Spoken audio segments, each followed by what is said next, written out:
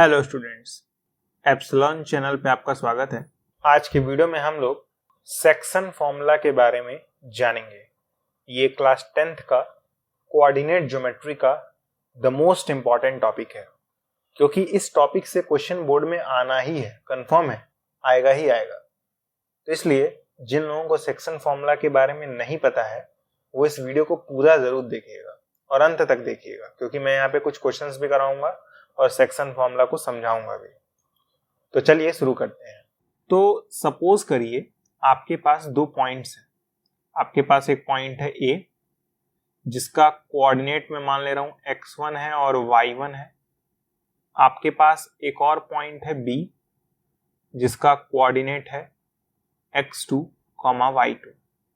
ठीक, आपके पास दो पॉइंट्स हैं A और B, इन दोनों का कोऑर्डिनेट्स हमें पता है। तो जब आप इन दोनों पॉइंट्स को ज्वाइन करेंगे तो एक लाइन मिलेगी, है ना।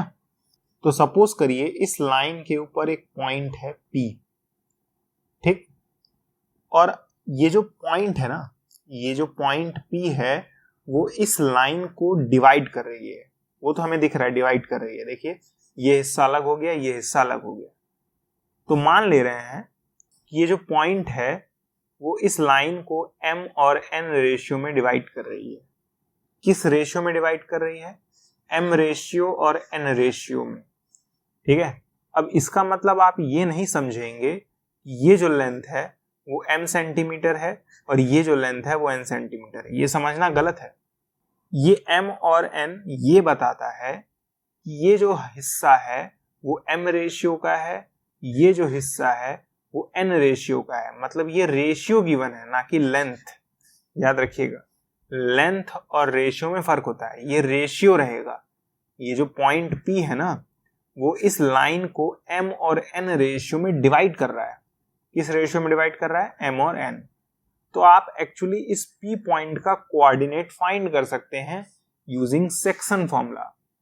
तो सेक्शन फॉर्मूला क्या होता है मैं बता रहा हूं। सपोज करिए इस पॉइंट का कोऑर्डिनेट है x, y, तो आप एक्चुअली x की वैल्यू निकाल सकते हैं। कैसे निकालते हैं? उसका एक फॉर्मूला होता है। ये जो x है वो इक्वल होता है mx2 plus nx1 divided by m plus n। Similarly ये जो y है इसे भी हम लोग फाइंड कर सकते हैं। इसका फॉर्मूला होता है y equal to my2 plus n y1 divided by m plus n। अब आपको अगर ये फॉर्मूला खतरनाक लग रहा है यानी बड़ा लग रहा है और आपको याद करने में दिक्कत आ रही है तो मैं अभी आपको एक बात बताऊंगा, इसे याद ही नहीं करना है। अब आप कहेंगे ये क्या, याद नहीं करना है तो फिर क्वेश्चन कैसे लगेगा? मैं सच में कह रहा हूं, इसे याद करने की जरूरत ही नहीं है। अभी मैं आपको क्वेश्चन से बताऊंगा कि इस फॉर्मूले को याद करने की जरूरत क्यों नहीं है। ठीक है, तो ये फॉर्मूला है। अगर आपको नहीं पता है तो आप नोट कर सकते हैं, लेकिन इस फॉर्मूले को याद करने की कोई जरूरत नहीं है। बिना इस फॉर्मूले के हम लोग क्वेश्चन लगा लेंगे। ठीक है, देखिएगा कैसे। तो एक क्वेश्चन मैं ले रहा हूं। क्वेश्चन ये है कि आपके पास एक पॉइंट है A, इसका कोऑर्डिनेट है 2,6। एक और पॉइंट है B, इसका कोऑर्डिनेट है 4,8। ठीक है, और इन दोनों पॉइंट्स को ऑब्वियस सी बात है एक लाइन ज्वाइन कर देगी और इस लाइन पर एक पॉइंट है P। ठीक है, और ये जो पॉइंट P है वो इस लाइन को 1:2 के रेशियो में डिवाइड कर रहा है। किस रेशियो में डिवाइड कर रहा है? 1:2 को। ठीक, तो आपको इस P पॉइंट के कोऑर्डिनेट को फाइंड करना है। तो मैंने मान लिया इस P पॉइंट का जो कोऑर्डिनेट है वो x, y। मैंने मान लिया इस P पॉइंट का कोऑर्डिनेट क्या है? x, y। हम एक्चुअली इस x और इस y की वैल्यू को फाइंड करना चाहते हैं अब बिना फॉर्मूला यूज किए। तो देखिए कैसे करेंगे। हमें x की वैल्यू को फाइंड करना ना, तो लिखूंगा मैं x इज इक्वल टू, अब ये जो 2 दिख रहा है ना इसे आप इस 2 में मल्टीप्लाई करिए। क्या आएगा? इस 2 और इस 2 को मल्टीप्लाई करेंगे 4 आएगा। बीच में प्लस का साइन लगाइए।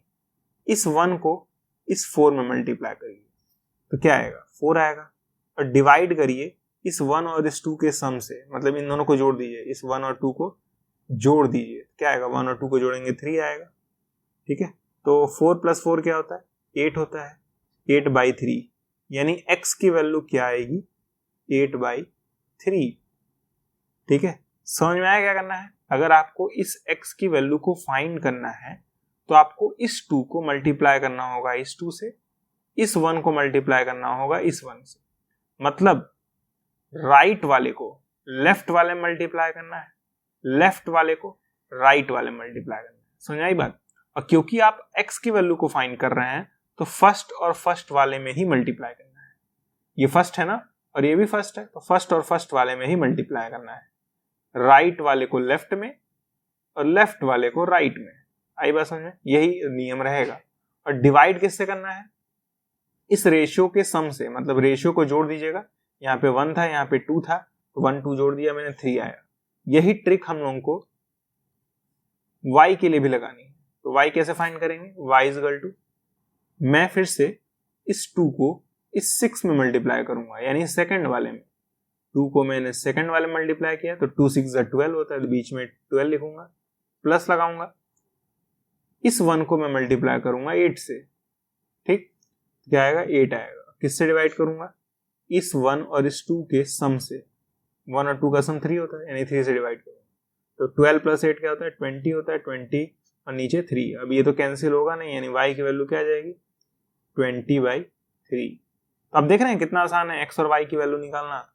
मैंने इस x और इस y की वैल्यू को फाइंड कर लिया, ये रहा x और ये रहा y। कैसे फाइंड किया, सिंपल सा ट्रिक, राइट वाले को लेफ्ट में मल्टीप्लाई करना है और लेफ्ट वाले को राइट में। क्योंकि इस बार y फाइंड करना था, यानी सेकंड वाला फाइंड करना था, तो सेकंड में मल्टीप्लाई करेंगे। ये सेकंड है ना, ये भी सेकंड है, सेकंड वाले मल्टीप्लाई करेंगे। राइट को लेफ्ट में और लेफ्ट को राइट में, और दोनों के सम से डिवाइड भी करना है। ठीक है, तो आपको x और y की वैल्यू आ जाएगी। ठीक, अब एक और क्वेश्चन लगा लेंगे जिससे आपका कॉन्सेप्ट और भी अच्छे से क्लियर हो जाए। तो सपोज करिए आपके पास एक पॉइंट है C, एक पॉइंट है D। C का जो कोऑर्डिनेट है वो है -2, 4, और इस D का जो कोऑर्डिनेट है वो है 12, 16। ठीक, तो ऑब्वियस सी बात है इन दोनों के बीच में एक लाइन होगी, ये लाइन है वो। ठीक है, और ये जो लाइन है वो डिवाइड होगी एक पॉइंट Q से, और इस Q का कोऑर्डिनेट हमें नहीं पता है, लेकिन ये पता है कि ये जो Q है वो इस बड़ी सी लाइन को 2:3 रेशियो में डिवाइड कर रहा है। किस रेशियो में डिवाइड कर रहा है, 2 और 3 रेशियो में। मतलब ये वाला हिस्सा 2 रेशियो का है, ये वाला हिस्सा 3 रेशियो का है। लेकिन इसका कतई मतलब ये नहीं है कि ये जो लेंथ है वो 2 सेंटीमीटर की है और ये जो लेंथ है वो 3 सेंटीमीटर की है। ऐसा आपको नहीं समझना है, ये समझना गलत होगा।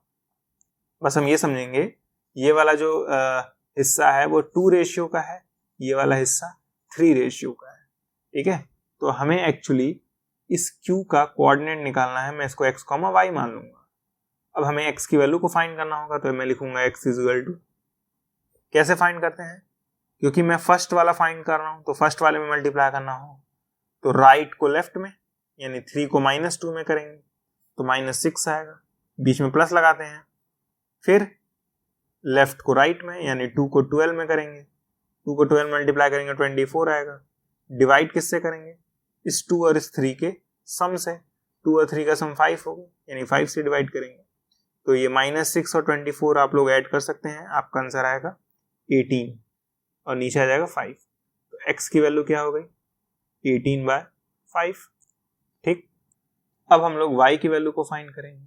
लिखूंगा मैं y इक्वल टू, क्या तरीका है, क्योंकि मैं सेकंड वाला फाइंड कर रहा हूं तो सेकंड वाले में मल्टीप्लिकेशन करना पड़ेगा, यानी इसमें और इसमें मल्टीप्लाई करना पड़ेगा।